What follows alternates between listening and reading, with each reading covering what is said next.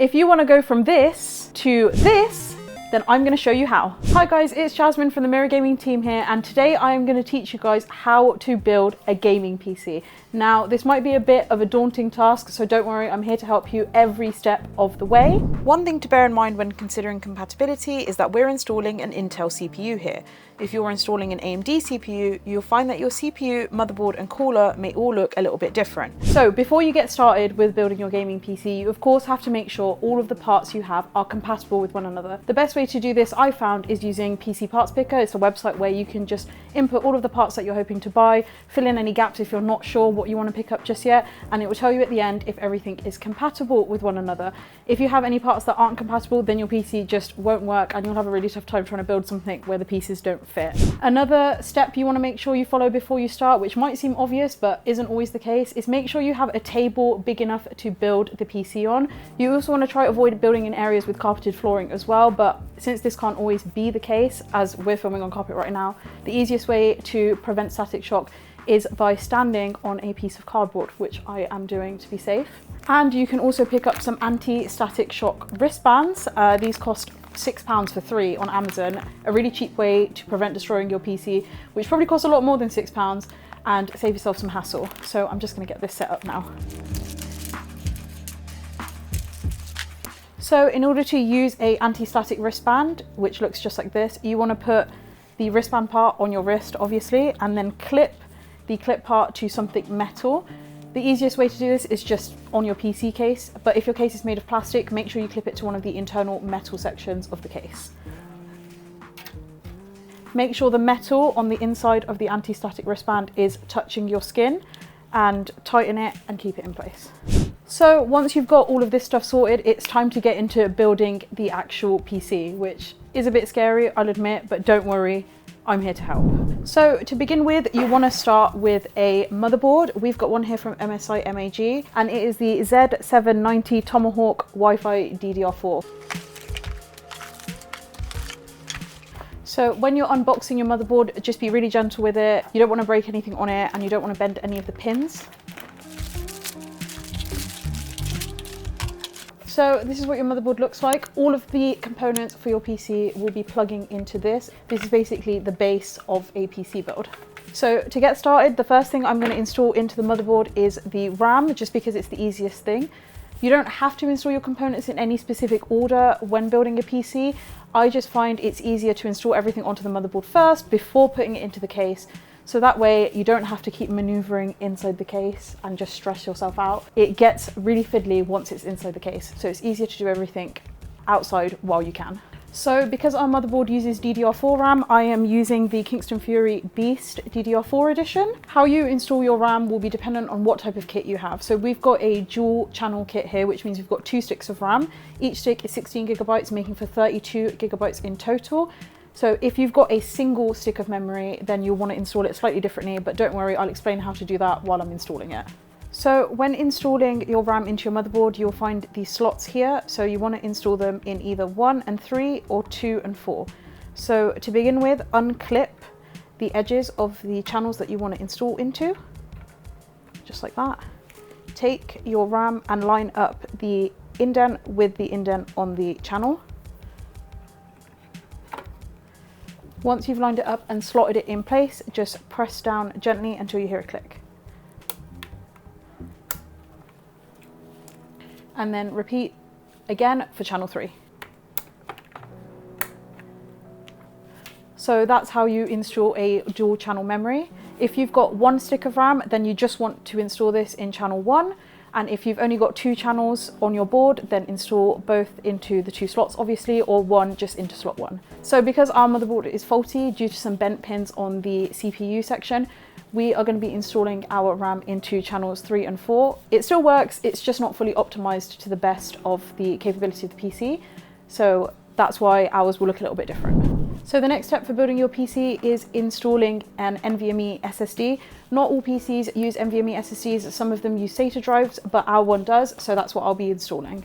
On your motherboard, you'll find a slot for the NVMe SSD. Sometimes this is covered up with a heatsink, so you can just remove that. Our SSD is the Kingston Fury Renegade 4TB edition, and it comes with a heatsink, so we don't need to use the heatsink that comes with the motherboard. So to install this, after removing the heatsink, just slot it into place. You'll find a little notch to make sure that it fits in. Then press down slightly and then screw it into place. Ours comes with a little plastic notch to make this easier, which we just turn and slide. And there you go, the SSD is installed. If yours doesn't come with a heatsink, then you'll need to reattach the heatsink on top. You might need to remove a small layer of film which comes on top of the thermal paste attached to the heatsink, and then you just screw it in place using the same screw that you've just screwed down your SSD with. And there we have installing an SSD into your motherboard, and we can move on to the next step. So the next step is probably the most finicky step. It's installing your CPU, which is just this tiny thing here, into the CPU slot on your motherboard. Some AMD CPUs have different socket types, which need to be installed differently. Follow your CPU instruction manual for full installation directions. We've already installed the CPU previously, which is why you'll see it covered in a little bit of thermal paste. Yours should look squeaky clean if it's brand new. So we're installing the Intel Core i5-13600K CPU. In order to do this, the first thing you'll need to do is lift up the notch where the CPU is contained and remove the bracket out of the way. When you first do this, if your motherboard is brand new, you'll have a small piece of plastic here which you can just pull off and remove. Then find the hook that keeps it attached, push down firmly and release it out of the way.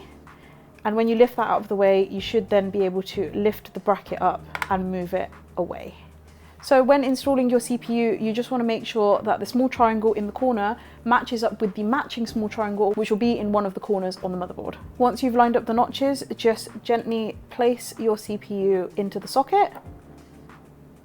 It won't click or make any noise, don't worry, just place it in very gently.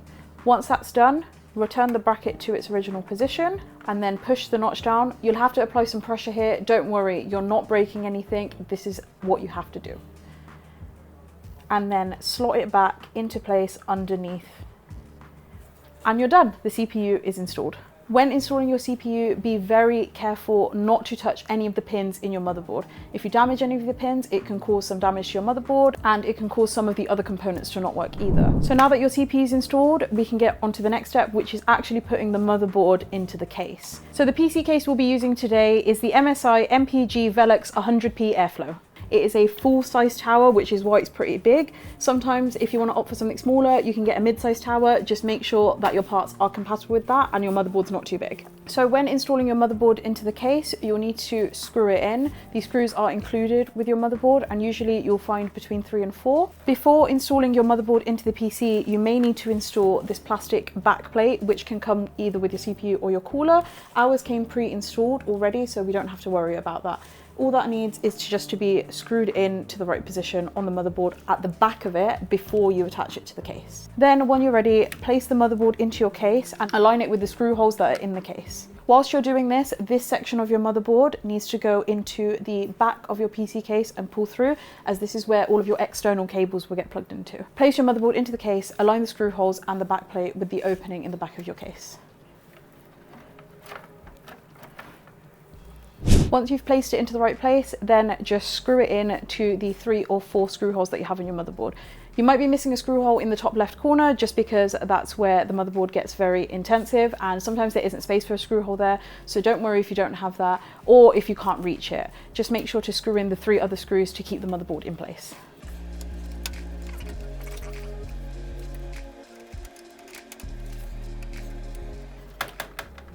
Once you're done installing the motherboard into your case, we're now going to move on to installing the power supply, which means we need to access the back part of your PC case. So in order to access the back of your PC case, you just have to remove this back panel. Ours comes out with 2 screws at the back here.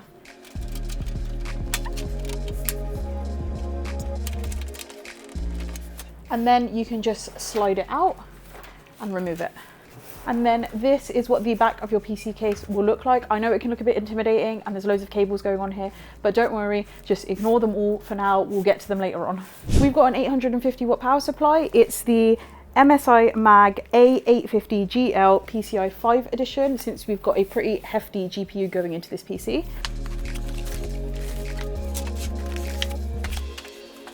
So this is what your power supply will look like. This is what actually powers the PC. Your power input cable just goes in at the back here, and you've got a switch to turn it on and off. And then all of the remaining cables will come out of this section here and go into all of the different components in your PC.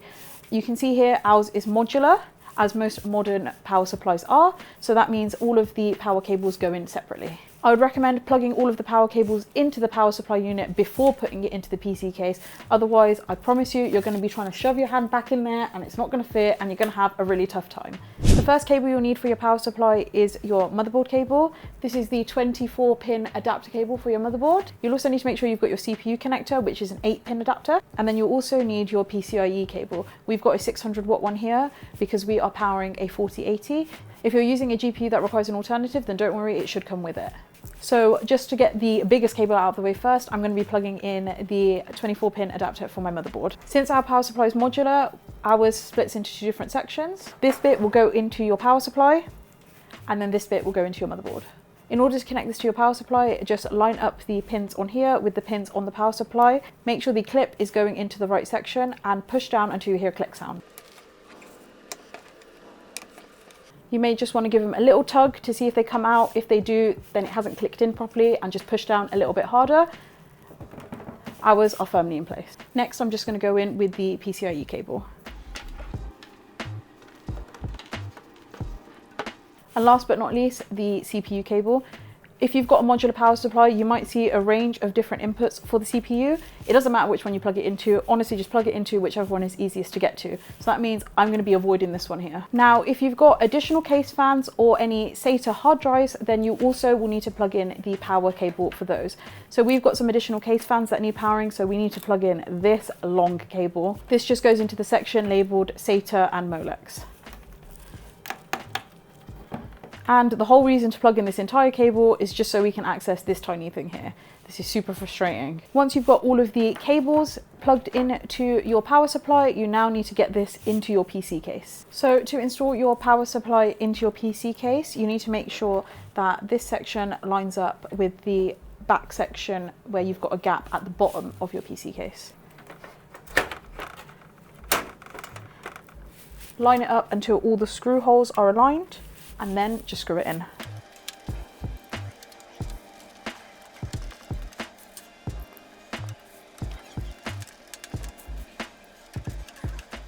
And there is your power supply unit all installed. I would give it a little wiggle just to make sure it's firmly in place, because you don't want that moving around.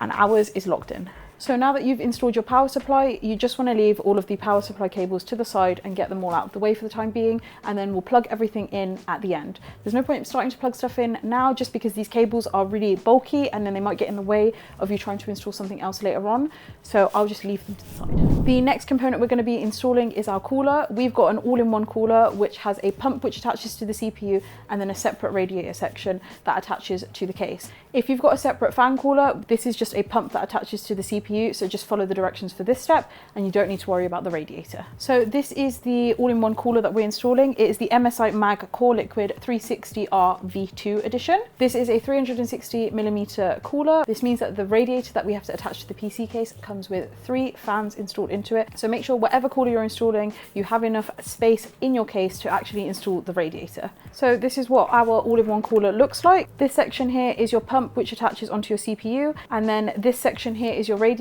which attaches to your case. Sometimes your radiator will come with pre-installed fans like ours has here, and sometimes it won't come with that. So just make sure to install the fans onto the radiator before continuing. And then all of these cables are just for the fans, as they all are powered separately. Some all-in-one coolers don't come with separate power for all of the fans, and they'll just attach together and you can just plug in one cable. So don't worry if you don't have all of these cables. So to install your cooler into your PC case, you may need to remove the grates for your fans. Mine is magnetic, so it just slips off. Make sure you find the appropriate place to install your cooler. I'm installing mine into the top of my case, as that's where I don't have any case fans installed. Just be cautious of where your cooler pump is while doing this. Try to rest it against the bottom of your case if you can, because you don't want it dangling about. Then just line up the screw holes on your radiator with the screw holes on your case and screw in. I'd recommend starting with one screw in each corner just to hold the weight of the radiator before you start screwing all the rest of the screws in. Otherwise, you're going to be stood here holding it for ages and your arm will get sore. My arm is already sore, I can tell you that much for free.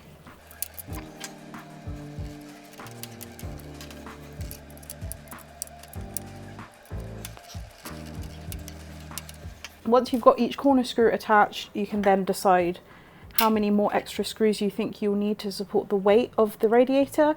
I'm just going to go for all 12 because I'd rather be safe than sorry, because I'm a very paranoid person. After installing the radiator into your PC case, the next part is actually attaching the pump to your CPU. So in order to do this, you'll need some thermal paste. We've got MX4 thermal compound from Arctic, but any thermal paste will do. This was just £6 on Amazon. So when applying thermal paste to your CPU, just used a pea-sized blob amount in the middle. You will find all different methods of how to apply thermal paste online. None of it really makes much of a difference. When you attach the pump to the CPU, the thermal paste will spread out on its own.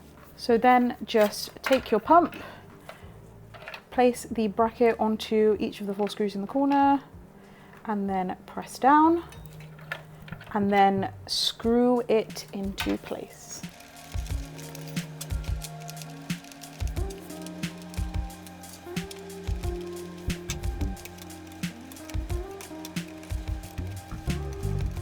And that is the pump attached to your CPU. So now we've got to the most dreaded part of building a PC, the part which I guarantee all PC gamers hate if you look at any of their setups: cable management. Now this is usually a bit of a disaster for me, as in I leave all of the cables looking hideous and ugly and hanging out the back. Feel free to do the same, or you can cable manage using some cable ties and make it look neat and tidy. But the main premise of this is we're gonna get everything plugged in and working. That's all I care about. So to begin with, I'm gonna connect all of these RGB connectors. And I've got an RGB control panel on the back of my motherboard, which came pre-installed. Very handy, thank you very much MSI. So I'm just going to plug all of these into the RGB connector. Some of them have extenders just because there are so many to plug in, so I'm going to be utilizing some of those. But to connect an RGB connector, you literally just slot it in.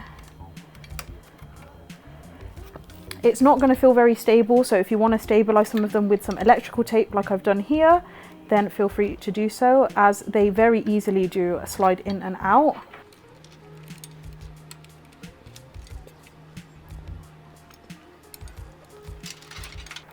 So those are all our RGB connectors for our fans done, and I'm just going to try and push them out of the way as best I can, because that's how I do cable management. So the next thing I'm going to be plugging in is all of these fan connectors. So these just power the fans that you've got in your case and in your radiator.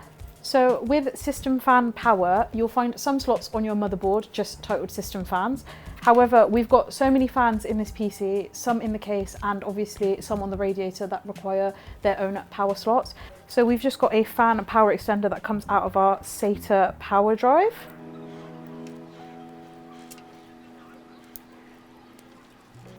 And with our fan cables that are long enough to go around to the front, I'm just going to route them through. And then with all the power cables that we left to the side earlier, just route them through too. So that's our CPU one. Here is our motherboard one. And then, last but not least, our GPU one. And now that we've got all of our cables to the front of the PC, we can actually plug them all into the motherboard. So to begin with, I'm just going to connect all of the system fan power cables just because they're a little bit finicky and best to do when there's not too much in the way. So these just all plug in for me at the bottom of my motherboard. On a power cable for a fan, you'll find that it has a little notch. Just match up this notch to the pin connector on the motherboard. The indicator for this is just SYS_fan. which just means system fan. When plugging in your fans, be sure to plug your cooler's pump fan into the CPU fan header slot, not the normal system fan slot, as your pump requires more power to run. So next I'm going to plug in our CPU cable. So the power port for the CPU is typically in the top left of your motherboard if you can't find it. Ours is kind of buried away underneath all of this different cabling and behind our fans. So we're just going to try and get that plugged into there. The CPU power cable has a little notch and also a clip. So line up the pins and then push until you hear a click sound where the clip has attached.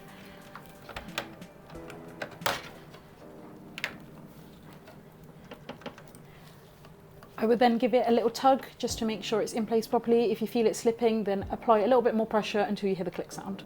So next we're just going to plug in the power cable for our motherboard. So this is our big 24-pin adapter. Once again, you'll find some notches and a clip, so just make sure all of these line up. And then press down firmly until you hear a click sound. And just like with all the other power cables we've been connecting, this one is a big one since sometimes it can slip out. Just make sure you give it a tug and that it's firmly in place. Clips on some motherboard connectors can be a little bit too small for how big the connector is, which I think is definitely the case with ours. So just make sure that it's very firmly in place. And lastly, just before we move on to installing the GPU, we're going to connect all of the case connectors. So these are for all the ports on your PC, like the USB ports that are on the front of the case, and also for the power button and any other reset buttons or LED buttons that you might have on the case too. So your front panel connector will look just like this. So that is a 10-pin connector with 1 pin filled in on the edge.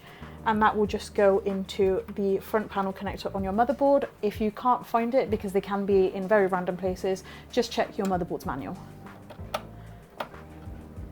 Next, we've got the power for all of the RGB in the case. So this also connects to the RGB connector, which was on the back of our case as well. So we'll power all the RGB for all of our fans. This just goes in our USB_4 port. This one is a little bit slippy and finicky, so just apply a firm amount of pressure when pushing it in. And last but not least, we've got our USB connector. So this is to power all of the USB ports on the top of our case. This one again has a little notch in it, so just make sure you line up the notch with the gap in the outskirts of the port. Plug in and push firmly. And now that we've got everything plugged in, the only thing you should have left that's not connected is your GPU power supply cable. So that will obviously be plugged in once we've put the GPU into the PC, which let's get onto it.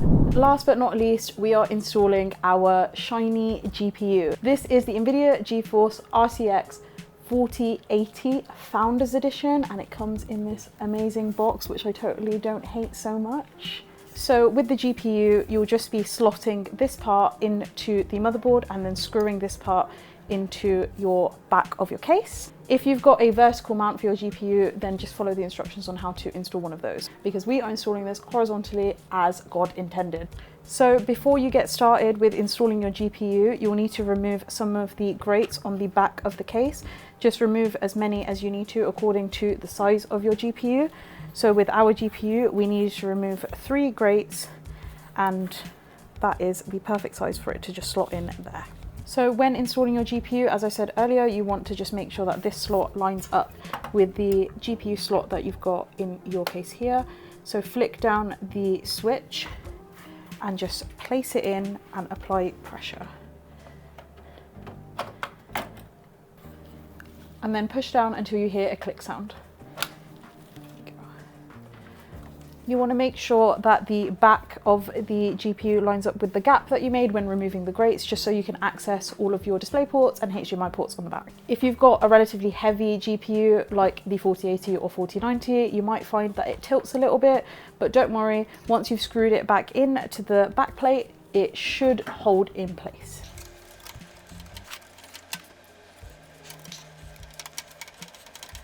And then once you've got your GPU in place, give it a little wobble, make sure it's firmly there. Ours is. It will give just a little bit, but don't worry, that's fine. Then take the power cable for your GPU and plug it in where it goes on the front of the GPU.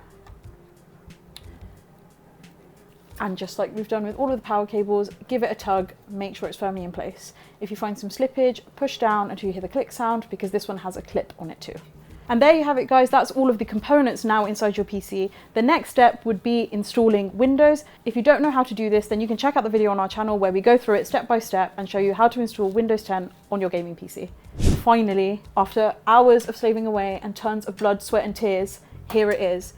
But we don't know if it's going to turn on just yet, so let's get a monitor, keyboard and mouse and make sure this thing posts. So now that our PC is all built, I am ready to post it. We've got a monitor here plugged into our graphics card, and to switch it on, make sure you've got your power supply switched on down here at the bottom of the switch, and then hit the power button and wait for the moment of truth.